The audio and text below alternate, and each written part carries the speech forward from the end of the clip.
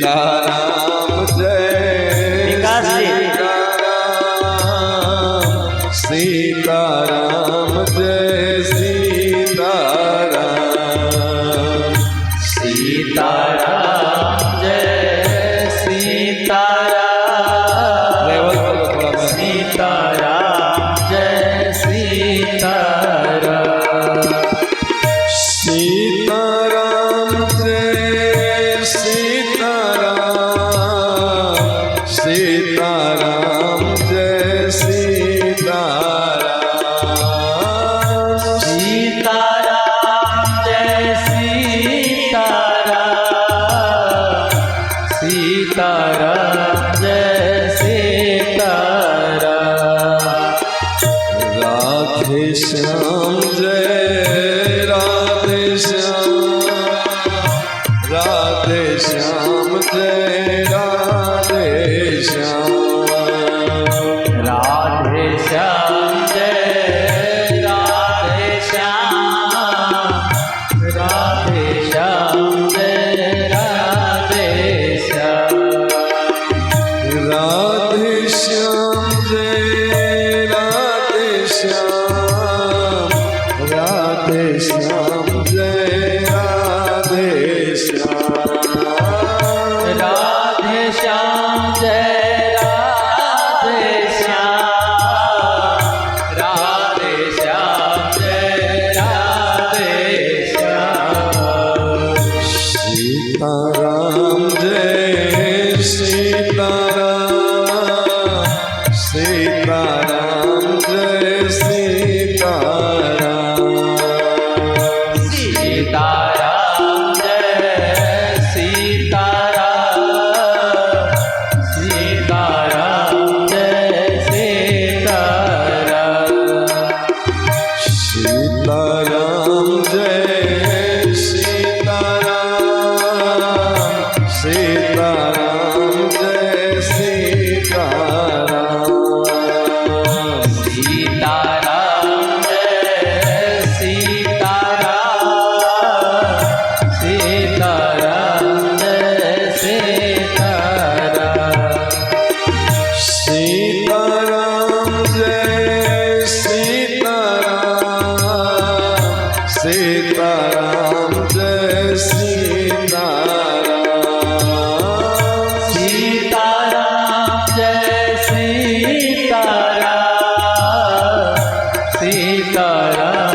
जय सीताराम राधे श्याम जय राधे श्याम राधे श्याम जय राधे श्याम राधे श्याम जय राधे श्याम राधे श्याम जय राधे श्याम राधे श्याम जय राधे श्याम राधे श्याम जय राधे श्याम राधे श्याम जय राधे श्याम राधे श्याम जय राधे श्याम सीताराम जय सीताराम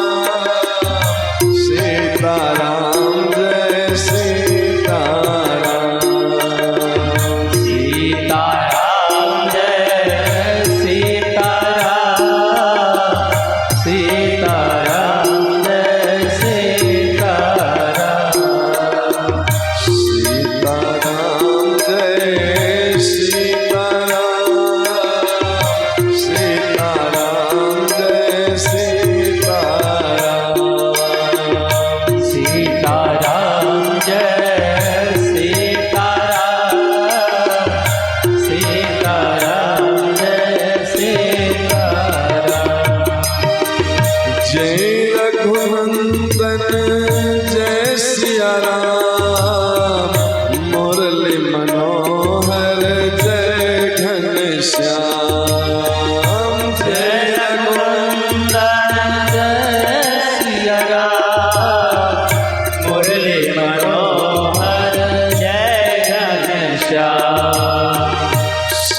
सीताराम जय सीताराम सीताराम जय सीताराम सीताराम जय सीताराम सीताराम जय सीताराम कमला बिमला मिथिला धाम अवध सयो सीताराम कमला विमला मिथिला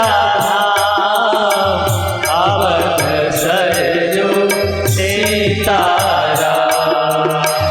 कमला बिमला मिथिला धाम अवध सयो सीताराम कमला विमला मिथिला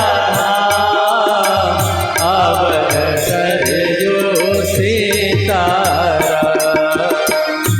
सीताराम जय सीताराम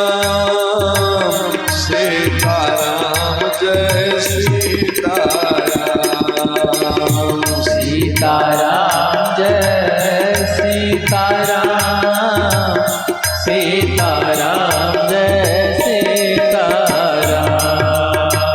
सीताराम जय सीताराम सीताराम जय सीताराम रक्षा कीजिए हनुमान सीताराम जय सीताराम रक्षा कीजिए जय हनुमान सीताराम जय सीताराम रक्षा कीजिए हनुमान सीताराम जय सीताराम रक्षा कीजिए हे हनुमान सीताराम जय सीताराम सीताराम जय सीताराम सीताराम जय सीताराम सीताराम जय सीताराम सीताराम जय सीताराम सीताराम जय सीताराम सीताराम जय सीताराम सीताराम जय सीताराम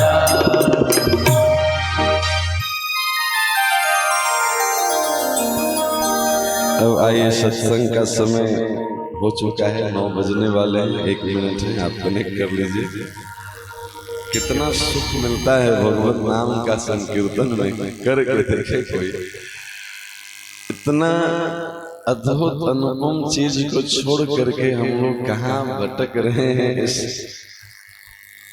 भवाटवी में भगवान की गुरुदेव भगवान की कितनी करुणा कृपा है कि उस भवजाल से बचा करके अपने चरणों की सेवा प्रदान की अपने समय के अनुसार 9 बज चुके हैं मात्र 1 मिनट शेष है आइए हम सब मानस जी को आश्रय लेकर के यथामति यथागति अपनी वाणी को सार्थक करने के लिए अपने जीवन को सफल बनाने के लिए भगवान श्री सीताराम जी के चरणों में गुरु गोविंद के चरणों में कुछ समय सत्संग की चर्चा करें। बोलिए श्री सीताराम जी महाराज की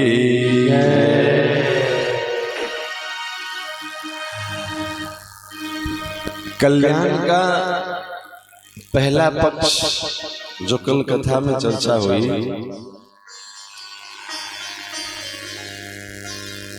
गुरु की कृपा हो जाए तो गुरु के माध्यम से हम भगवान तक पहुंच जाते हैं। कल आप सुने थे कि हम ब्रह्मा जी तक पहुंच जाएं तो ब्रह्मा जी परमात्मा से हमें जोड़ दें। ब्रह्मा यानी बुद्धिमान तो एक पक्ष तो ये है कि हम गुरु के शरणागत हो जाएं, गुरु के हाथों से गले में कंठी बनवा लें, उनकी परंपरा का तिलक मस्तक पे धारण कर लें और उनके मुखारविंद से जो भी भगवत नाम हमें प्राप्त हुआ है उसका हम जब प्रारंभ कर दें। भगवत प्राप्ति का ये साधन बताया गया है। पर इसका एक दूसरा पक्ष भी है। क्या सिर्फ गुरु दीक्षा ले लेने मात्र से हमारा कल्याण हो जाएगा, भगवान हमें अपना लेंगे, या इसका कुछ और भी नियम साधन करना पड़ेगा? तो आज हम दो ऐसे भक्त की चर्चा करेंगे जिनको हनुमान जी के माध्यम से शरणागति करवाई गई है। हनुमान जी कौन है? जय जय जय हनुमान गोसाई, कृपा करहु गुरुदेव की नाई, शंकर स्वयं केसरी नंदन, तुम त्रिभुवन गुरु वेद वखानी। वही आए।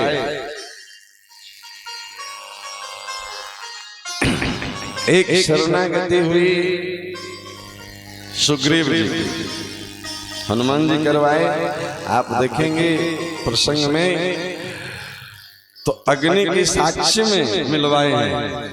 और कैसी शरणागति जी, देखिए गुरु की कृपा कैसी होती है।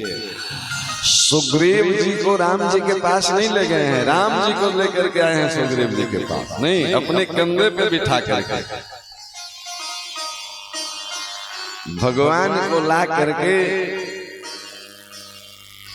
आपके सामने प्रकट करवा दिए और भगवान से निवेदन किए कि प्रभु ये जीव है, भटक रहा है, इसको अपने शरण में ले लीजिए।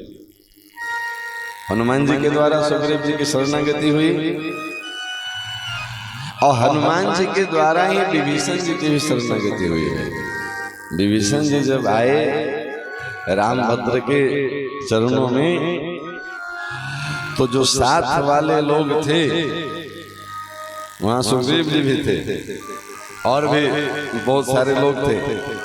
ये सब इस पक्ष में नहीं थे कि आप शरण में लीजिए। क्यों? क्योंकि ये दुश्मन का भाई है, हो सकता है भेद लेने आया हो। अरे दुश्मन का भाई तो छोड़िए, वहां इस पक्ष वाले भी थे कि रावण मायावी है, हो सकता है रावण ही वेश बदल के आया हो, क्या पता वो कौन सा रूप धारण कर ले। तो वहां एक भी लोग इस पक्ष में नहीं थे कि राम जी विभीषण जी को शरण में लें। अच्छा, राम जी देखिए भगवान की करुणा करना राम जी को है, लेकिन वो सबसे पूछ रहे हैं कि क्या करना चाहिए भाई साहब, आप बताइए, आया है शरण में ले कि नहीं ले। अब बताइए, राम जी को पूछने की जरूरत है, लेकिन वो पूछ रहे हैं। क्यों? सुग्रीव जी सेनापति हैं, तो भैया सेनापति से एक बार आज्ञा ले ले। ये देखिए आचरण के माध्यम से भगवान हमको आपको शिक्षा देते हैं। तो भगवान सबसे पूछ रहे हैं, आज सब अपने आप को कम बुद्धिमान थोड़े समझ रहे हैं। सब कह रहे हैं कि नहीं नहीं ये उचित नहीं है, युद्ध का समय है। आज युद्ध में दुश्मन तो दुश्मन होता है, यहाँ कोई भोज भंडारे का कार्यक्रम थोड़े है कि जो आया प्रसाद पवा दीजिए। इतना बड़ा संग्राम छिड़ा हुआ है और उसमें प्रत्यक्ष रूप में दुश्मन का भाई, राक्षसी स्वभाव इसका। अब आपका दुश्मन इतना प्रबल राक्षस है, मायावी है, वो कब कौन सा रूप धारण कर ले। हो सकता है रावण ही इस रूप में आया हो। राम जी हनुमान जी की ओर देखे, हनुमान तुम्हारा क्या मत है? बोले प्रभु हमारा क्या मत है, पर आप पूछते हैं तो हम तो ये निवेदन करेंगे कि गए शरण प्रभु राखे सब अपराध विसार, शरणागत रक्षल भगवान। आप दया सिंधु हैं, कृपा सिंधु हैं, करुणा सिंधु हैं, और आप जीवों पे दया नहीं करेंगे, कृपा नहीं करेंगे, करुणा नहीं करेंगे तो भला कौन करेगा? अरे पूरी दुनिया में आपके नाम से साधु संत बताते हैं कि भगवान के शरण में आ जाओ, कल्याण कर देंगे। आप भी डंके की चोट पे बोले हैं कि हम त्वाम सर्व पापेभ्यो मोक्षयिष्यामि मा शुचः, कोटि विप्रवध लागे जाहि। ये सब आखिर इसका विरध का क्या होगा? जब आपके शरण में आए हुए जीव का भी हिसाब किताब देख करके आप शरणागति देंगे, तब तो कोई जीव शरणागति की लायक ही नहीं बचेगा। अच्छा, ईमानदारी से गुरु गोविंद अगर हमारे दोष दर्शन करने लगे तो हम उनके सामने बैठने के अधिकारी बन पाएंगे? हनुमान जी बोले शरणागत वत्सल भगवान। उदाहरण कितना बढ़िया है। वत्सल मतलब वात्सल्य गुण आप में है। बछड़े का जन्म जब होता है, मैया के पेट से बछड़ा आता है तो महाराज गंदगी से लिपटा होता है बछड़ा। और मैया क्या करती है? अपनी जीभ से चाट चाट करके उसको मल रहित करती है। आप भी तो माँ हैं जीभ की, त्वमेव माता, सबसे पहला शब्द। तो हनुमान जी कहने का मतलब यह है कि हनुमान जी सिफारिश करके विभीषण जी की शरणागति करवाए, और हनुमान जी ही सिफारिश करके सुग्रीव जी की शरणागति करवाए। अब दोनों की शरणागति में अंतर क्या रहा? शरणागति लेने के बाद भी सुग्रीव जी मार खा रहे हैं। नहीं, राम जी से मिलने के बाद ना बाली से पीट रहे हैं, शरणागति के बाद मार खा रहे हैं ना। अब विभीषण जी शरणागति के पहले तो रावण से लात खाए हैं, शरणागति के बाद नहीं पीटे हैं, आज तक नहीं। अभी भी विभीषण जी सब चिरंजीवियों में अमर है। सशरीर इस धरा धाम पे विराजमान है। रंगनाथ जी की पूजा आज भी वो प्रतिदिन करते हैं। तो बस समझने वाली बात यह है कि शरणागति दोनों के हनुमान जी यानी गुरु जी करवाए।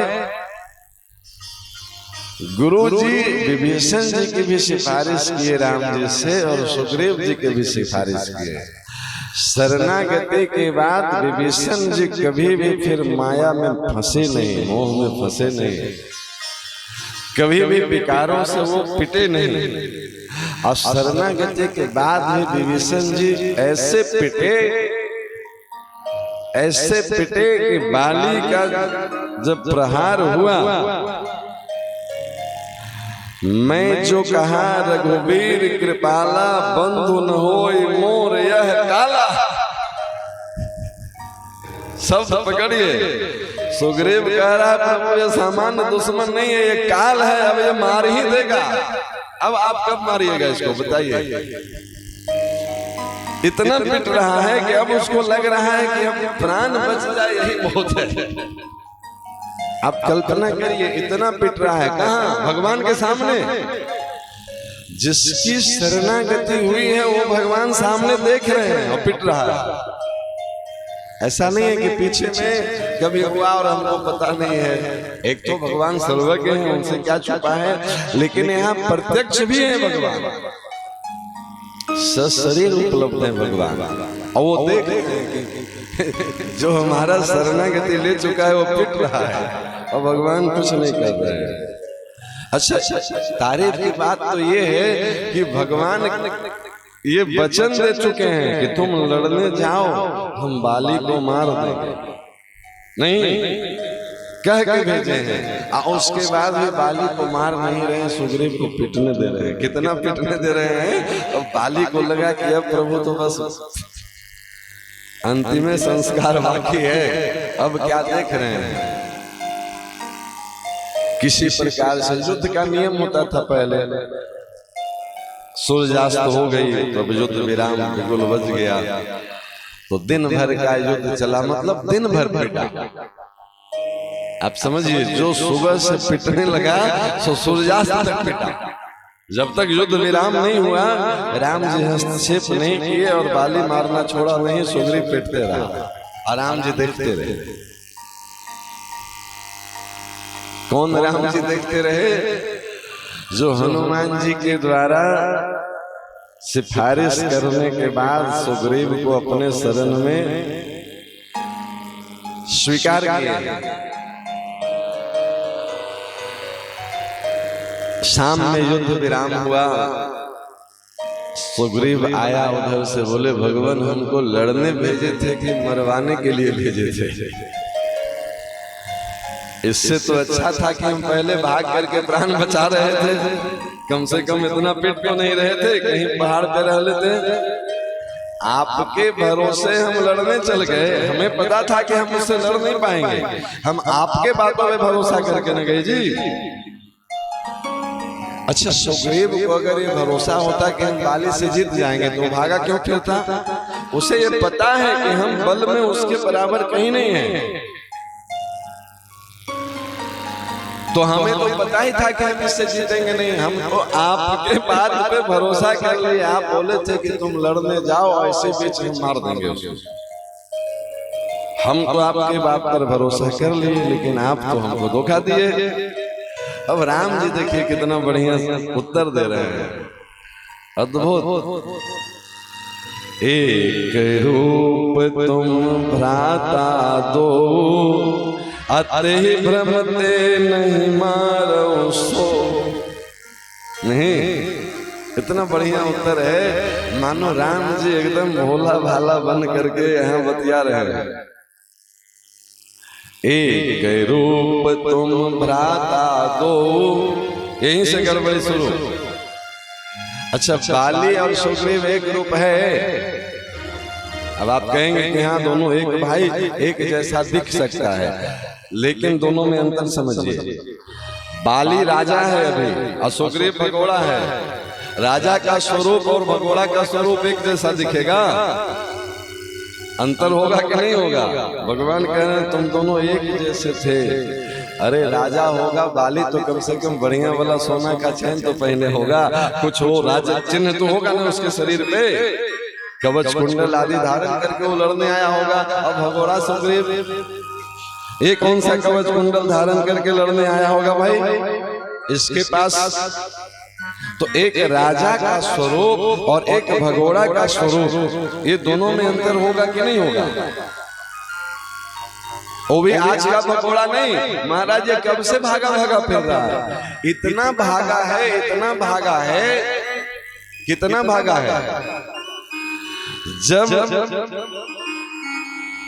इसके सेना के बंदर दसों दिशाओं में जाने लगे सीता जी को खोजने के लिए, तो ये हर बंदर को बताता था कि इस रास्ते से जाओगे तो उस चौक पे कौन मिलेगा, उस पहाड़ पे किसका दुकान है, उस पे किसका, नहीं बताता था ना।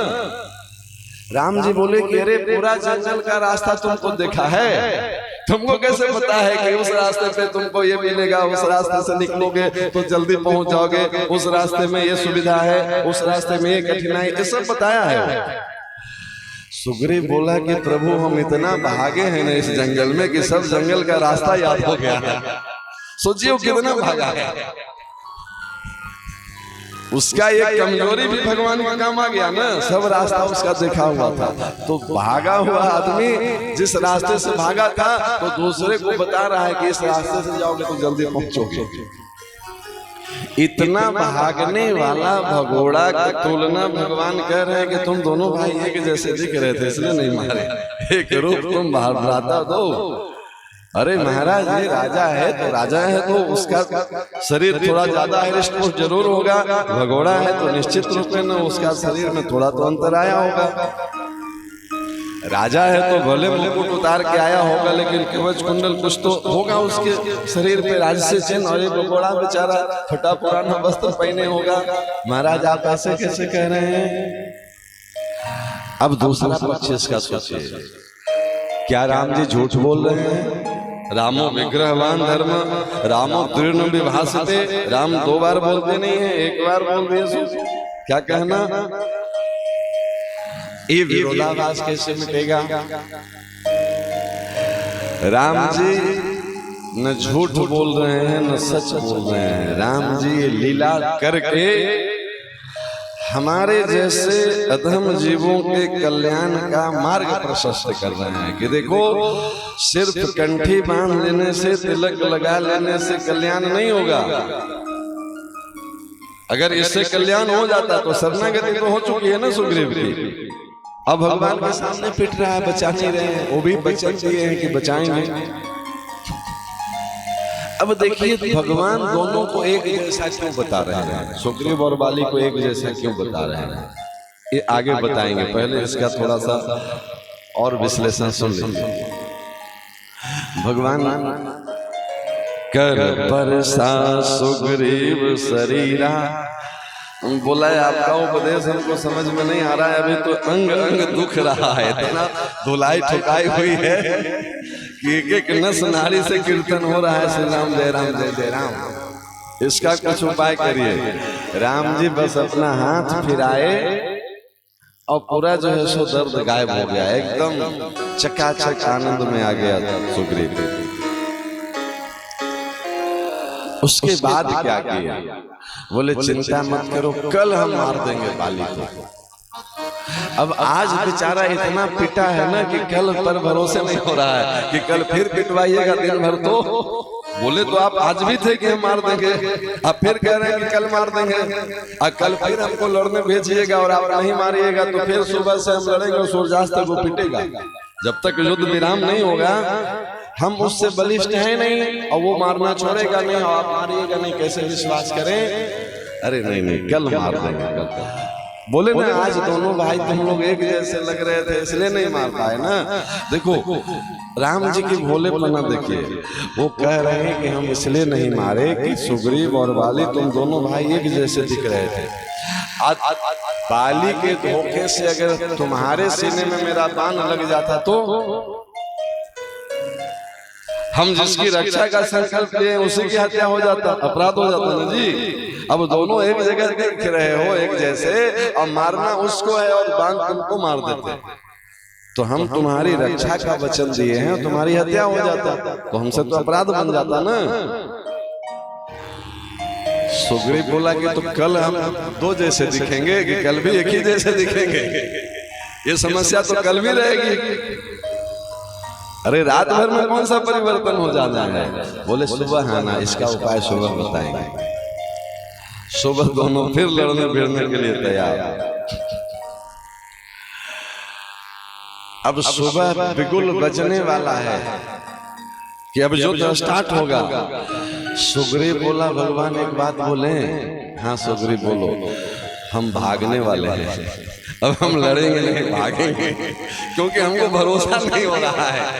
कल आप इतना पिटवाए हैं ना, हमको विश्वास नहीं हो रहा है, और उसके सामने जाने का हिम्मत नहीं हो रहा है। उसका प्रहार सहा नहीं जाता है महाराज, अंग अंग डूबता है। तो बाली आ रहा है, उससे पहले हम भाग जाएंगे। अब हम लड़ेंगे नहीं, हम बहुत दिन भाग करके जीवन बिताए हैं, कुछ दिन और भाग करके रहेंगे। भगवान राम पकड़े, बोले अब भागने नहीं देंगे, अब लड़ना पड़ेगा। बोले तो फिर अब आप बताइए कैसे मारिएगा। तब देखिए अगला पंक्ति, मेली कंठ सुमन के माला। राम जी यहाँ तो बस संकेत है, वाल्मीकि जी में स्पष्ट है कि राम जी लक्ष्मण जी को इशारा किए कि इसके गले में एक माला पहना, सुमन की माला। सामान्य अर्थ में आप फूल की माला, सुमन मतलब पुष्प। लक्ष्मण जी एक विशेष माला पहनाए सुग्रीव जी को। राम जी बोले देखो अब पहचान लेंगे, ये माला जब तुम्हारे गले में रहेगी ना, पहचान हो गया ना, ये माला दोनों में एक ही भाई के गले में रहेगी, तो जिसके गले में माला रहेगी वो बच जाएगा, जिसके गले में माला नहीं रहेगी उसको मार देंगे। तब सुग्रीव को भरोसा हुआ कि हाँ अब थोड़ा सा विश्वास हो रहा है। अब देखिए मेले कंठ सुमन की माला, एकदम दोनों अर्थ ठीक है, सामान्य अर्थ, गूढ़ अर्थ, विशेष अर्थ सब एक ही बनेगा। सुमन का एक अर्थ होता है पुष्प। सुमन का विशेष अर्थ होता है सु मतलब सुंदर, म मतलब मन, सुंदर मन। संत हृदय नवनीत समाना। हलायुध नामक एक कोश है संस्कृत का, जिसके अनुसार सुमन का अर्थ तुलसी होता है। सुमनस तुलसी माला। क्यों? इसका कारण समझिए, बहुत सूक्ष्म प्रयोग है संस्कृत का। सुंदर मन आपका तब तक नहीं बनेगा जब तक जीवन वैष्णव नहीं बनेगा। और वैष्णव जीवन तब तक नहीं बनेगा जब तक गले में तुलसी नहीं पड़ेगी। नहीं, सुंदर मन कैसे बनेगा? जब हम मन वाणी क्रिया से रघुनाथ जी को समर्पित हो जाएं। और जब रघुनाथ जी को समर्पित हो जाए तो फिर शरीर समर्पित हो गया, इसका क्या प्रमाण है? तो जो वस्तु भोग लग जाती है उसमें तुलसी जल दिखना चाहिए। तो जो शरीर भगवान स्वीकार कर लिए उसके गले में तुलसी दिखनी चाहिए। समझ में आ रहा है? इसके बिना आप कहते रहिए मन चंगा कठौती में गंगा, न आपका मन चंगा है और न आपके दृष्टि में गंगा है। कठौती में तो छोड़ दीजिए, बोलने के लिए बोलना हो तो कुछ भी बोल लीजिए। जब तक भगवत प्रसादी अपने आप को नहीं मानेंगे, गले में तुलसी बन गई, इसका मतलब क्या हो गया? अब गारंटी हो गई? नहीं, अभी गारंटी नहीं हुई है, एडमिशन हुई है। गारंटी कब होगी?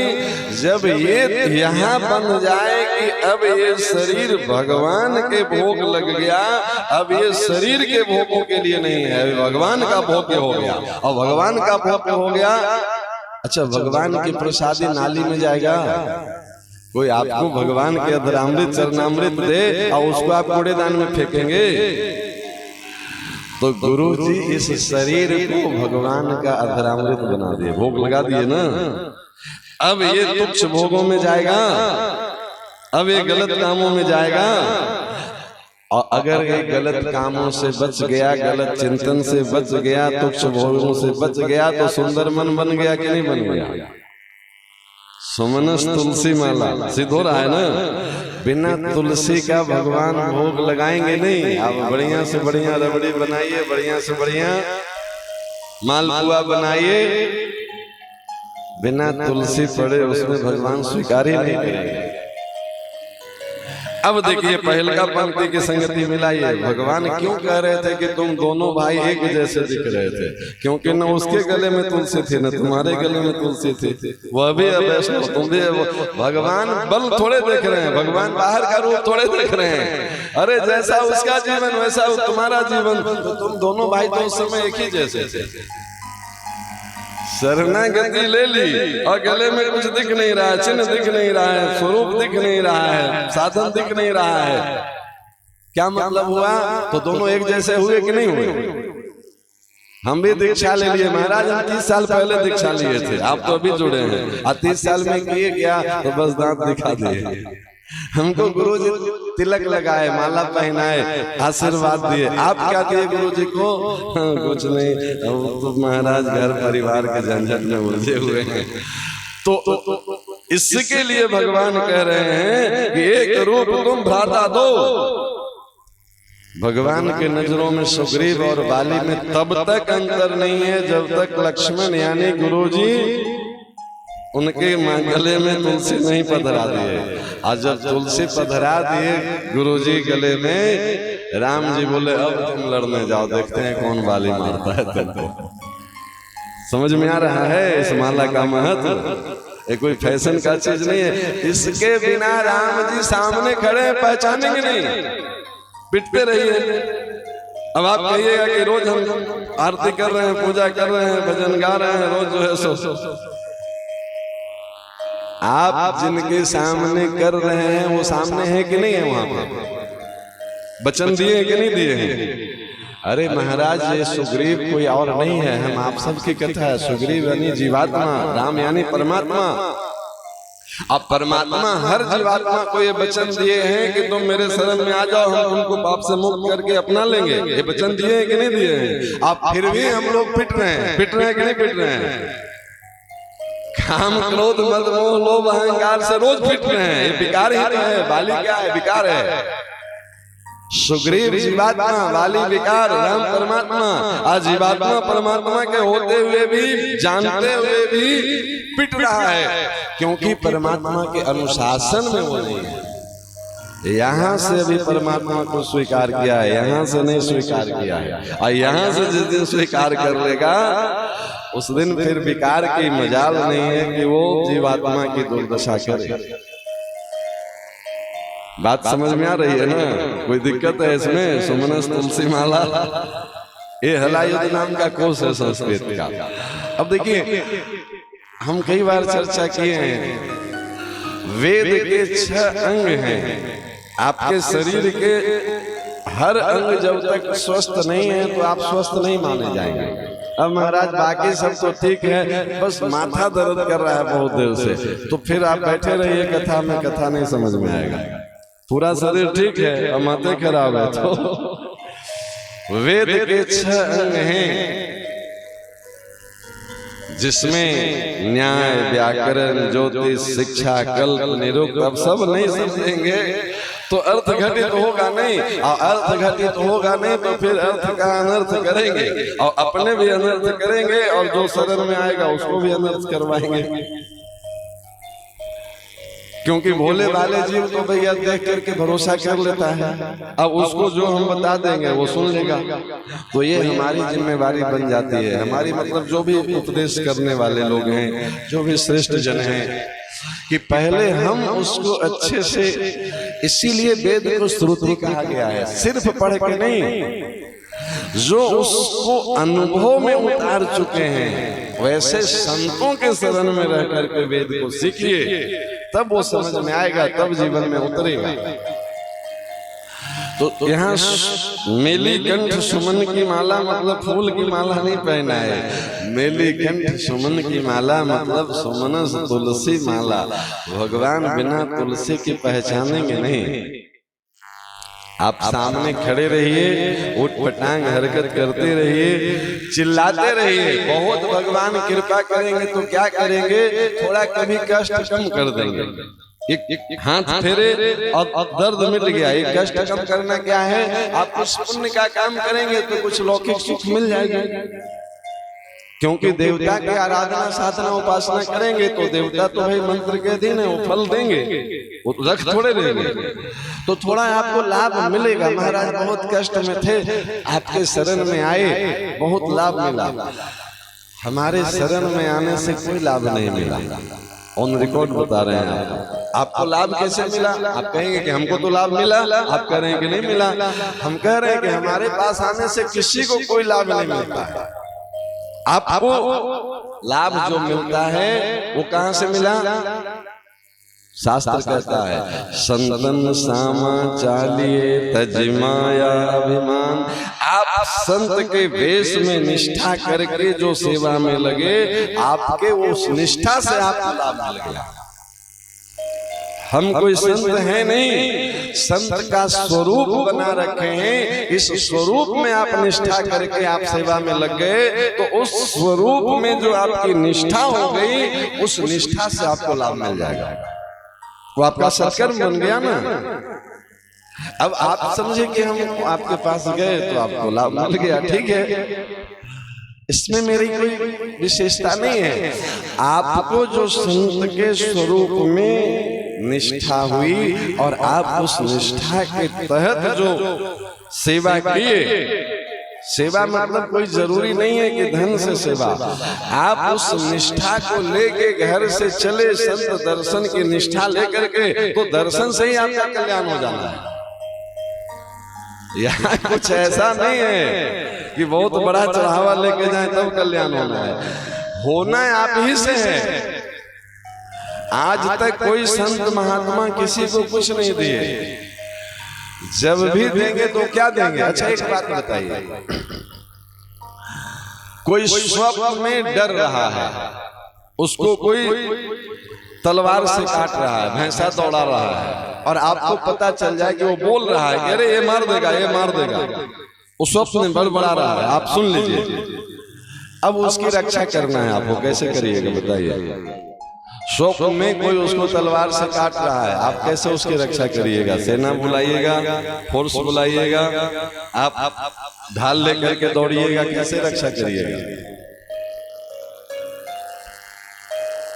उसकी रक्षा का एक उपाय है कि उसको सोते से जगा दीजिए, जग जाएगा तो उसकी रक्षा हो जाएगा। हम लोग यही करते हैं। आप लोग जिस स्वप्न में भटक रहे हैं, डर रहे हैं, पिट रहे हैं, वो वास्तव में कुछ है नहीं। स्वप्न उसका टूटेगा, नींद से जगेगा तो न तलवार है, न मारने वाला, न पिटने वाला, न कहीं गर्दन पे खरोच कुछ रहेगा। लेकिन स्वप्न में तुम्हारा सब है ना। संत महात्मा यही करते हैं, बस वो भगवान की कथा सुना सुना करके ये संसार स्वप्नबद्ध है, इसको जो आप अपना मान लिए हैं, इसी में हम उलझ गए हैं, इससे जगाने का काम संत करते हैं। बस इतना है, आप जग गए तो अपने पता चल जाएगा कि महाराज हम तो बेकार डर रहे थे, कुछ था ही नहीं, यहाँ कुछ है नहीं, हम उसको मान लिए हैं। जैसे एक उदाहरण, एक गरीब आदमी थोड़ा पैसा जमा करके रिक्शा ले लिया। अब वो बेचारा रिक्शा चलाता है, आपको कहीं जाना है और आवाज दीजिए, ए रिक्शा, रुकेगा कि नहीं रुकेगा? अच्छा वो रिक्शा है, वो रिक्शा मान लिया है, अपने आप को रिक्शा में स्थापित कर लिया है।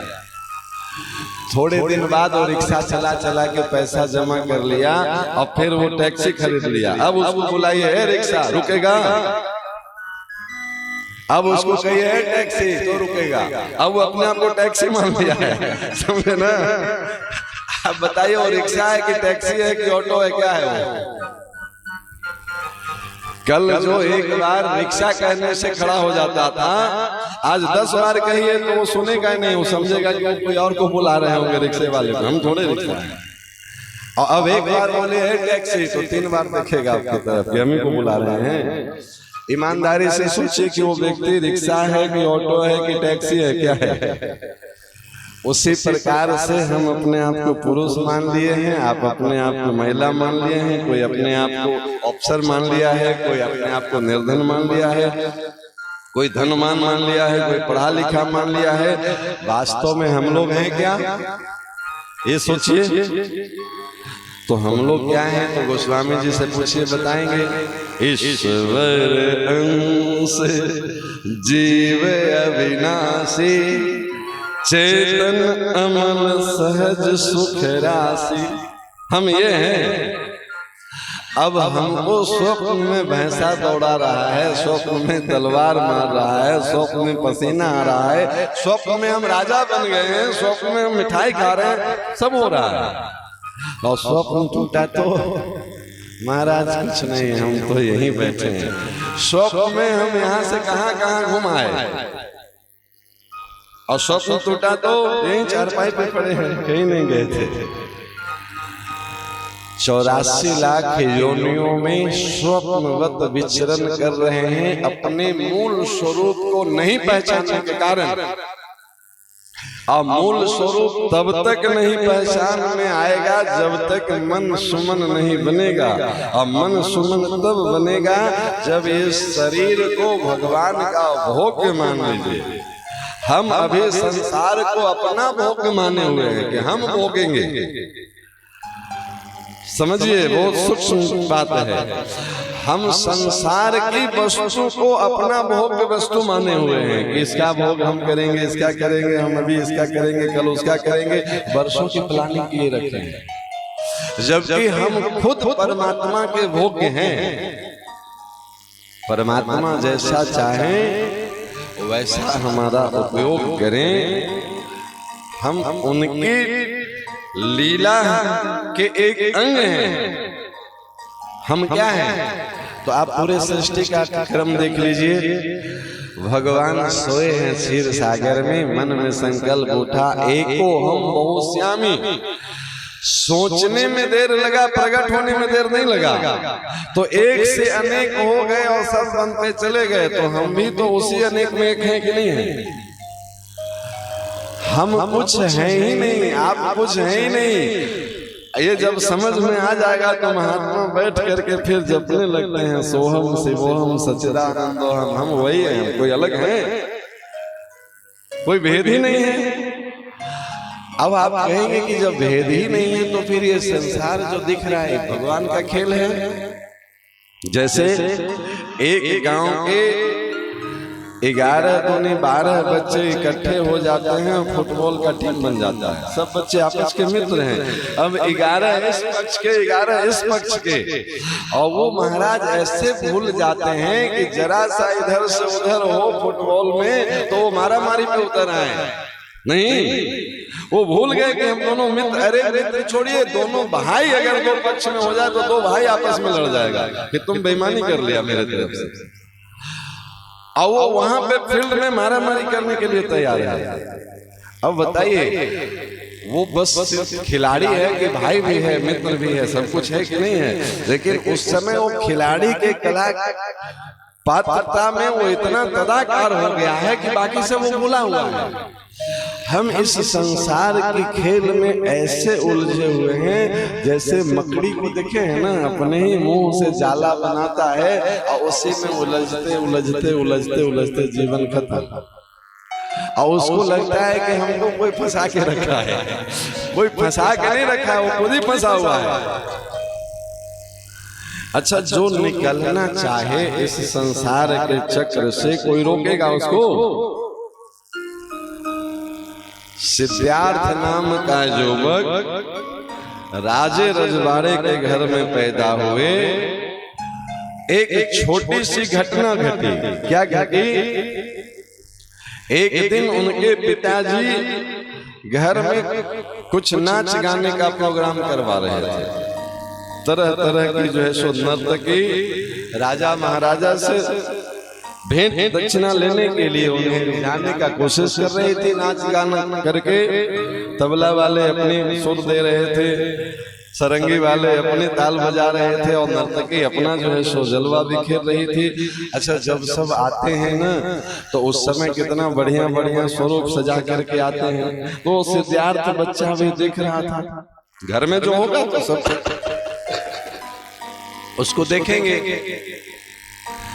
धीरे धीरे अर्धरात्रि बीती, 2 बजे 2:30 बजे का समय हुआ, प्रोग्राम खत्म हुआ और तब तक सारा मेकअप सेकअप धुल चुका था और वो नर्तकी और गायन बाजन वाले सब वहीं सो गए कि अब सुबह जाएंगे। अब जो दिन में 4 बजे 5 बजे मेकअप करके आए थे और सुबह के 5 बजे तक मेकअप कैसी रहेगी? वो भी रात भर नाचने के बाद पसीने पसीने शरीर, पाउडर इधर बह रहा है, क्रीम इधर बह रहा है, आंख में गंदगी, नाक में गंदगी, सुबह तक तो पूरा शरीर गंदगी से भर जाता है। वो बच्चा छोटा सा सिद्धार्थ देखा, वो बोला ये जब आई थी तो वैसे सुंदरी लग रही थी, अब कैसी बंदरिया जैसी लग रही है। और वो एक जो कोई होंगे सचिव, राजा के मंत्री, अंकल ये जब आई थी देवी जी तो बहुत सुंदर लग रही थी, अब इनके नाक से नेटा बह रहा है और सो रहे हैं तो खर्राटे की आवाज आ रही है और पसीने इधर। अरे बेटा, वो सुंदरता वास्तविक नहीं थी इसकी, वो सब बनावटी सुंदरता। अच्छा, ये सब बनावटी सुंदरता करके क्यों आए थे? तो राजा से कुछ पाने के लिए आए थे। देखिए, छोटा सा बच्चा के मन में उस नर्तकी को देख करके बैराग जगा और वही सिद्धार्थ गौतम बुद्ध बन गए। वो कोई अलग से नहीं आए थे महात्मा प्रकट होकर। बोले ये सब दुनिया दिखावटी है, दूसरे को रिझा रिझा करके फंसाने में लगे हैं, हम फंसेंगे नहीं इसमें, हम इससे निकल जाएंगे। अब बताइए, एक राजा के बेटा को कोई रोक सका? कोई फंसाया? कोई कमी थी उनके घर में भोग सामग्रियों की? एक इशारे पे सब कुछ उपलब्ध था कि नहीं था? महाराज, जो फंसना नहीं चाहेगा उसको फंसाने वाला कोई नहीं है, और जो निकलने नहीं चाहेगा उसको बचाने वाला राम जी नहीं है। वो सामने खड़े रहेंगे और विकार से पिटते रहेंगे। आप कितने बड़े महात्मा के साथ हैं, कितने बड़े मंदिर के मठ महंत बन गए, पुजारी बन गए, मन में अगर नहीं ये बात आया तो विकार से पिटेंगे। अभी हाथ में माला चल रही है, माला रखिएगा, विकार फटकेगा। कल ही बताए थे कि स्टैंड से गिरा और गाड़ी की दुर्दशा, समझे कि नहीं। तो भगवान इसीलिए कह रहे हैं कि एक रोग तुम भ्राता दो, अरे न उसके गले में तुलसी, न तुम्हारे गले में तुलसी, न उसके मस्तक पे उर्फून, न तुम्हारे मस्तक पे उर्फून। कैसे जाने कि तुम हमारे हो? हमारा हो इसका कुछ प्रमाण पत्र होना चाहिए ना।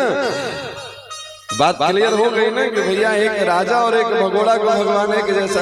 भगवान के नजरों में न संसार का पद का महत्व है, न संसार का रूप का महत्व है, न संसार का श्रृंगार का महत्व है, न आपका पैसा कौड़ी का महत्व है। भगवान की नजरों में क्या महत्व है? रावण से लात खा के विभीषण आया था तो क्या बोला था? श्रवण सुजस सुन आए हो, प्रभु भंजन भवभीर, त्राहि त्राहि। विभीषण इसलिए बच गया, वो त्राहि माम पाहि माम करते आया था, इसलिए बच गया। भगवान के शरणागति में जाइए तो तज माया अभिमान। हम इतने पढ़े लिखे हैं, हम इतने माला करते हैं, हम इतने दान करते हैं, हम इतने सेवा करते हैं, फंस जाइएगा। वहां जाइए गुरु गोविंद के चरण में बस एक भाव लेके जाइए, गुरु जी हम जैसे हैं आपके हैं, ठाकुर जी जैसे हैं आपके हैं, आप कृपा करिए तब मेरा कल्याण होगा, मेरे साधन से कुछ नहीं होने वाला है, बच जाइएगा। भगवान यही तो कह रहे हैं। अब देखिए, जब वो तुलसी का माला पहन के गया जीवात्मा, अब विकारों को तुरंत भगवान मारे। अब मारने का यहाँ बहाना कुछ और बता रहे हैं, क्यों मारे? अब वो विकार पूछता है, बाली पूछ रहा है, मैं बैरी सुग्रीव प्यारा। अरे महाराज हम दोनों भाई हैं। देखिए, अच्छा दोनों भाई कैसे हो गया? जीवात्मा के भीतर ही तो विकार है ना जी, दोनों साथ ही न रहता है, दोनों भाई है कि नहीं है? ये अलग नहीं रहेगा। तो बाली कह रहा है कि हम लोग दोनों एक ही साथ जन्मे पले बड़े, शरीर जब प्रकट हुआ तो विकार तो साथ ही ना प्रकट हुआ, इसीलिए दोनों भाई हैं, ठीक नहीं? ये अलग रहेगा नहीं, रहेगा साथ में। साथ में रह करके विकारों पे विजय प्राप्त करना है। जंगल में बैठ करके ब्रह्मचर्य नहीं सदता है, गृहस्थ में रह के ब्रह्मचर्य सद जाए तब साधक है, समझे कि नहीं? हमारे गुरु जी कहा करते थे कि बेटा कोई 20 वर्ष की सजा काट के आए और कहे कि महाराज हम 20 वर्ष ब्रह्मचर्य बिता करके आए हैं, उसका ब्रह्मचर्य मान नहीं है। जेल में जो कोई साधन उपलब्ध नहीं है तो वो ब्रह्मचर्य नहीं है उसका। जिस दिन भोजन न मिले कहे कि आज हम एकादशी कर लिए, वो एकादशी नहीं है। घर में सब साधन रहते हुए रसना पे कंट्रोल कर लीजिए, भोग सामग्री उपलब्ध होते हुए इंद्रियों पे कंट्रोल कर लीजिए, तब आप विजयी माने जाएंगे। तो ये पूछता है बाली के, मैं बैरी सुग्रीव प्यारा, अवगुण कवन नाथ मोहि मारा। एक को बचा लिए, एक को मार दिए, बात क्या है? जीवात्मा को बचाने के लिए आप विकार को मार रहे हैं, हम भी तो साथ में उत्पन्न हुए हैं। तो भगवान पहले तो गोल मटोल जवाब देते हैं। गोल मटोल क्या है? देखिए यहाँ लिखा है, अनुज बधो भगनी सुत नारी, असुन सठ कन्या समय चारी, इन्हीं को दृष्टि बिलो कई जोई, ताहि बधे कछु पाप न होई। ये गोल मटोल जवाब है, ये सही जवाब नहीं है। व्यवहारिक दृष्टि से ये सही है, समझे कि नहीं? लेकिन भगवान ब्रह्म की जवाब ये सही नहीं है। हमारे आपके लिए उपदेश है। अनुज मतलब छोटा, अनुज बधो छोटे भाई के पत्नी, अनुज बधो भगनी सुत नारी, भगनी मतलब बहन, सुत नारी पुत्र के पत्नी, पुत्र बधो। अब इसमें सब आ गया। अब चूंकि एक एक लिस्ट यहाँ नहीं दिए हैं गोस्वामी जी, पर इसमें सब आ गया। जो आपके वैवाहिक जीवन में जिसके साथ पानी ग्रहण हुआ है उसके अन्यत्र जितनी भी मातृसत्ता हैं सब आ गया। और भगवान कह रहे हैं कि इसके ऊपर कोई दृष्टि रखता हो तो उसको मारने में कोई अपराध नहीं है। भगवान ये नहीं कह रहे हैं कि हम तुमको इसलिए मार रहे हैं, वो कह रहे हैं कि इसको मारने में कोई अपराध नहीं है। ये व्यवहारिक की दृष्टि से, लेकिन अब अध्यात्म की दृष्टि से देखिए भगवान क्या कह रहे हैं, वो इसी में कहे हैं, हम अलग से कुछ नहीं कह रहे हैं। बड़ा आनंद का विषय है ये सब। अब देखिए भगवान क्यों जीवात्मा की रक्षा किए और क्यों विकार को परास्त किए, तो एकदम ब्रह्मास्त्र छोड़े हैं गोस्वामी जी। भगवान कह रहे हैं मम भुज बल आश्रित ते ही जानी हमारा चहसी अधम अभिमानी। समझ में आया? अब इसके गले में तुलसी माला पड़ गई, मस्तक पे ऊर्ध्व कुंड पड़ गया, कान में गुरुदेव भगवान सीताराम राधे श्याम सुना दिए, और अब तुम इस पे विजय प्राप्त करना चाहते हो। सूक्ष्म गति है, समझिए। भगवान कह रहे हैं कि जो हमारा आश्रय ले लेगा अब विकार उसको परास्त नहीं कर सकता है। मम भुजबल, अब जिसको हमारे सिवा और कोई दूसरा भरोसा नहीं है। शरणागत का दूसरा बल क्या है बताइए? कोई दूसरा बल है? जो भगवान की शरणागति स्वीकार कर लिया अब उसके लिए कोई बल नहीं है, अब उसका एक बल भगवत कृपा। भगवत कृपा के अलावा कुछ नहीं। अब भगवान बस यही चाहते हैं। यही रात में चर्चा हो रही थी ना, अन्न पायनी भक्ति का एक अर्थ यह भी है। अन्न पायनी भक्ति का एक अर्थ तो रात में बताए थे कि वो एकदम तेल धारावत अविरल भक्ति। एक अर्थ उसका यह भी है कि भगवान के अलावा और किसी से अब कोई इच्छा नहीं रह गई। अन्न पायनी का देखिए थोड़ा सा उस पर और चर्चा कर दें। कल बताए थे पवर्ग, तो पवर्ग में अन्न पायनी, अन्न मतलब नहीं, अपवर्ग में प मतलब जो पतन से रहित है। ऐसी भक्ति जिसमें पतन नहीं हो, मतलब वो भक्ति नहीं कि अभी टाइम था तो 3 माला कर लिए और फिर जो है सो मार्ग में चल दिए, पतन हो गया ना भक्ति की। अन्न पायनी भक्ति मतलब पतन से रहित भक्ति। अन्न मतलब नहीं। अब पवर्ग में हम कल चर्चा कर चुके हैं कथा में, जो नहीं सुने हो कल की कथा सुन लीजिएगा। तो अन्न पायनी मतलब जो जिसमें पतन का भय नहीं हो, अविरल भक्ति। अब कहेंगे महाराज अविरल माले लेके बैठे रहे तो फिर घर संसार कैसे चलेगा? तो संतों ने कितना सुंदर मार्ग बताया है। हम कई बार इस पे चर्चा कर चुके हैं लेकिन फिर कर रहे हैं। आप घर में सुबह उठिए, प्रसाद बनाना है, मन में विचार करिए कि आज ठाकुर जी को क्या प्रिय है, क्या भोग लगाएंगे कि लाला प्रसन्न हो जाएंगे। तो आप उसमें सब्जी काट रहे हैं, आटा कूट रहे हैं, रोटी बेल रहे हैं, रोटी सेक रहे हैं, सब भजन है।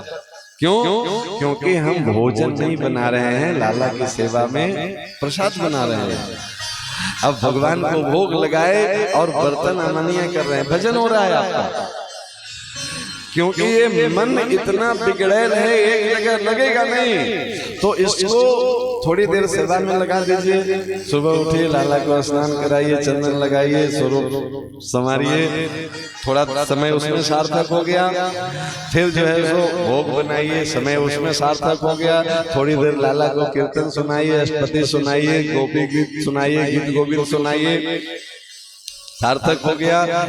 मन को कुछ नया चाहिए ना, तो नया दीजिए। अच्छा ठीक है, अब थोड़ी 3 माला गुरु मंत्र का कर लिए, चलिए ठीक है। अब मंत्र में नहीं लग रहा है जप में, तो थोड़ा देर मानस जी का पाठ कर लीजिए, गीता जी का पाठ कर लीजिए, भागवत जी का। बदलते जा रहा है ना, तो मन को उलझाइए। जप में नहीं लग रहा है तो पाठ में लगेगा, पाठ में नहीं लग रहा है कथा सुनने में लगेगा, कथा सुनने में नहीं लग रहा है भोजन बनाने में लगेगा, तो भोजन बनाते बनाते भी आप भागवत जी में सुनेंगे। मैया दधी मंथन कर रही है और भजन गा रही है, आओ श्याम जी के नैया नंद लाल जी, मेरे प्राणों से प्यारे गोपाल जी। गैया के गोबर उठा रही गोपी और चिंतन ये है कि माखन बना के रखे हैं, आज लाला मेरे ही माखन का भोग लगा ले। तो गैया का गोबर उठाना भी भजन बन रहा है गोपी का। भजन सिर्फ माला से नहीं बनेगा, 24 घंटा हमारी स्थिति अभी वो नहीं है। तो ये अनपायनी भक्ति कैसे बनेगा? तो इसको जैसे बने मन को वही फंसाना है, चाहे वो कथा से फंस जाए, कीर्तन से फंस जाए, संतों के संग से फंस जाए, मंत्र से फंस जाए, सेवा से फंस जाए।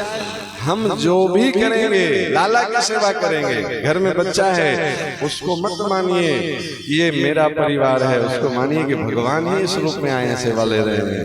तो बच्चे की सेवा कर रहे हैं, आपका भजन बनेगा। पति को ऑफिस जाना है, नाश्ता बनाना है, आप भाव एक करिए महाराज पति परमेश्वर होता है, नारी धर्म पति देव न दूजा। उस भगवान हमको इसी रूप में सेवा स्वीकार करने के लिए आए हैं। ये शास्त्र की कथा है। सती वृंदा अपने पति को ही परमेश्वर मानती थी और परमेश्वर को पति बन के जाना पड़ा सती वृंदा के पास। आपको हम नहीं जानते हैं, पति रूप में ही हम आपको पाना चाहते हैं। तो सती वृंदा के सामने भगवान को जाना पड़ा कि नहीं, पति बन करके। आप जिस रूप में चाहिए उस रूप में वो आने को तैयार है। आप पति की सेवा भगवत भाव से करिए, आपका भजन हो रहा है। आप पत्नी की सेवा भगवत भाव से करिए, इसी रूप में सेवा लेने भगवान आए हैं। थोड़ा कटु वचन भी सह लीजिए, कल ही बताए हैं कुछ प्रारब्ध होगा वो कट रहा है। और थोड़ा अगर इधर उधर दाएं बाएं रास्ता बना लिए गैलरी तो एक नया प्रारब्ध बना लिए, वो कटा तो नहीं, नया और उलझने का व्यवस्था कर लिए। भजन का स्वरूप बड़ा व्यापक है। भजन का स्वरूप इतना ही नहीं है कि सिर्फ माला, माला वो नर्सरी वाला है। फिर तो माला ऐसा चलने लगेगा कि फिर हर श्वास में हो सुमिरन तेरा। अब कैसे छूटे राम, राम धुन लगे नहीं, अब कैसे छूटे, रैदास जी कह रहे हैं महाराज हमसे छूटेगा नहीं। अब ऐसी स्थिति हो गई है। स्वामी हरिदास ठाकुर की कथा आती है, 22 बाजार में मलेच्छों के द्वारा कोड़े मारते हुए उनको घुमाया गया, शरीर से रक्त बह रहा है और वो कह रहे हैं कि भैया मोहे लाखन कोड़े मारो पर हरि का नाम उचारो। ये परम अवस्था है। शरीर की सुधि नहीं है जी, शरीर पे कोड़ा बरसाया जा रहा है इसलिए कि तुम राम नाम कहना छोड़ो नहीं तो पिटेंगे। और कह रहे हैं कि तुम लाखन कोड़ो मारो पर एक बार हरि का नाम उचारो। उनको इसलिए प्रसन्नता हो रही है कि तुम कोड़ा मारते मारते भी बोल क्या रहे हो कि राम नाम बोलना छोड़ो। तो बोलना छोड़ो क्या कभी तो तुम राम नाम बोल रहे हो, हमें इससे प्रसन्नता हो रही है। तुम यही बोलते रहो, पिटते रहो। सोचिए किस उच्च अवस्था में वो संत होंगे। तुम हरि नाम बोलना छोड़ दो, राम नाम बोलना छोड़ दो, द्वेष से बोल रहे हो, लेकिन हमको लग रहा है कि तुम तो हमारे स्वामी का नाम ले रहे हो। तो मोहे लाखन कोड़े मारो पर हरि का नाम उचारो। तुम मार लो लेकिन हरि का नाम उचारो। भागवत जी में कथा आती है, हिरण्यकशिपु तोते की आवाज सुन करके कयाधु से बतियाता है कि अरे तोता जो है सो नारायण नारायण गोविंद गोविंद बोलता था। और कयाधु बार बार पूछती है ना, वो भजन के लिए हिरण्यकशिपु बोल रहा था। लाभ मिला कि नहीं मिला? भाई को भाई अनख आलस हो। उस तोते के बहाने से दिन भर नारायण नारायण करते रहा। फल क्या हुआ? उस दिन जो कयाधु गर्भ धारण की तो प्रहलाद भी प्रकट हुए ना। भाई को भाई अनख आलस हो, जैसे बने वैसे लग जाइए नाम में, बस यही कल्याण का साधन है। और जब ये बन गया तो भगवान कहते हैं कि फिर आपका मन कहीं जाएगा नहीं जी, अभी लगाना पड़ रहा है, लग जाएगा तो वो हटेगा नहीं। और जिस दिन भगवान में मन लग गया, भगवान कह रहे हैं कि मम भुज बल आश्रित तहि जानी, जिसको मेरे सिवा और दूसरा कोई आश्रय नहीं है, दुनिया का कोई भी शक्ति उसको मार नहीं सकता है, परास्त नहीं कर सकता है। मारा चहस अधम अभिमानी। अरे सोचिए, भगवान कह रहे हैं कि हमारे आश्रित को मारने वाला अधम है, अभिमानी है, और वो मार नहीं सकता है। भगवान जिसकी रक्षा का संकल्प ले लें, अब फिर बाली रूपी विकार एक बाण से मरेगा, दूसरा बाण की जरूरत नहीं है। एक बाण क्या है? ये वाणी का एक बाण है, बस यहाँ बैठा लीजिए राम नाम सीताराम, तो सब विकार यहीं से मरेगा। यही एक बाण है। वाणी को बाण बना लीजिए कि यहाँ से अब राम जी के सिवा कुछ चलेंगे नहीं। और फिर देखिए कि बाली जैसे विकार का क्या चलता है। विकार की दशा सुन लीजिए। बस समय पूरा हो रहा है, एकदम समय से शुरू और समय से पूरा सत्संग, 5 मिनट समय है। अब देखिए, जब जीव परमात्मा की शरणागति स्वीकार कर लिया, जब तुलसी माला गुरु जी लक्ष्मण जी उसके गले में डाल दिए, तब क्या हुआ? तब विकार कैसे परास्त हुआ, सो देखिए। अब विकार को भगवान कह रहे हैं कि तुमको पोषित कर दें। आगे पढ़िए। अचल करो तनु राखो प्राणा। भगवान कह रहे हैं कि जीना चाहते हो, अचल कर दें, प्राण की रक्षा कर दें। बाली कहा सुन कृपा निधान। अब विकार की भाषा सुनिए। अब आपके अंदर का विकार कैसे बदलेगा, भीतर से जब परिवर्तन आएगा तो देखिए क्या होगा। अब कह रहा है वही बाली जो पूछ रहा था कि मैं मेरे सुग्रीव प्यारा अवगुण कवन नाथ में मारा। भगवान बोले कि मरना नहीं चाहते हो तो अमर कर दे। अच्छा, भगवान कर सकते हैं अमर? बाली अब उसकी भाषा बदल गया। जब भीतर भगवान आ जाते हैं तो आपकी वाणी की भाषा बदल जाएगी। अब बाली कह रहा है, जन्म जन्म मुनि जतन कराहे, अंतराम कहियावत नाही। जा सुनाम बल शंकर काशी, अदेत सबहि सम गति अविनाशी। महाराज, जिस राम नाम का उच्चारण करने के लिए बार बार मुनि जतन कराए, पिछले 20 साल से कहते कहते थक रहे हैं कि महाराज जपिए जपिए जपिए। बन रहा है, कितने लोगों से बन रहा है? हजारों की भीड़ में कुछ गिने चुने लोग लाभ ले पाते हैं। कथा पंडाल में भले दिखती है कि महाराज खूब जोरदार भीड़ है, हमको उसमें दिखता है कि इसमें हमारे काम का कितने लोग हैं। यही है, जन्म जन्म मुनि जतन कराए। रोज सुन रहे हैं सत्संग, उतर नहीं रहा है, हृदय ऐसा बंजर बना हुआ है। क्यों? क्योंकि ये कई जन्मों का पशुवत जीवन जीने का अभ्यास है। इस पे एक जन्म में नहीं होगा, और जब आ गया तो क्या है? बार बार मुनि जतन कराए। महाराज, इतने जतन से तो राम नाम मुंह में आता है और आराम मेरे सामने है। जा सुनाम बल शंकर काशी। जिनके नाम के बल से शिव जी काशी में मुक्ति का भंडारा चलाते हैं। कुछ नहीं करना है, काशी में मर गया मुक्ति दे देते हैं, समझे कि नहीं? उसको सब खाता वही फाड़ के खत्म। बोले आपके प्रभाव से शंकर जी सदा व्रत बांटते हैं। काशी मुक्ति क्षेत्र है ना, अभी मुक्तेश्वर क्षेत्र माना जाता है। हमारी स्थिति देखिए प्रभु। मम लोचन गोचर सोई आवा, अब बहुरी के प्रभु अस बन ही बनावा। दोबारा क्या इतना बढ़िया बानक हमसे बनेगा हैं कि राम जी सामने हो। सायुज मुक्ति, सालों को मुक्ति, सारों को मुक्ति, सब सामने है ना जी। सोचिए, अब विकार की भाषा बदला कि नहीं बदला? कह रहा है प्रभु आप अमर तो कर दीजिएगा, लेकिन अमर शरीर हो जाएगा ना, मन में विकार दोबारा नहीं आएगा, इसका कोई गारंटी है? और आप अमर करके चले जाइएगा तो दोबारा इतना सुंदर अवसर हमारे कर्मों से फिर बन पाएगा।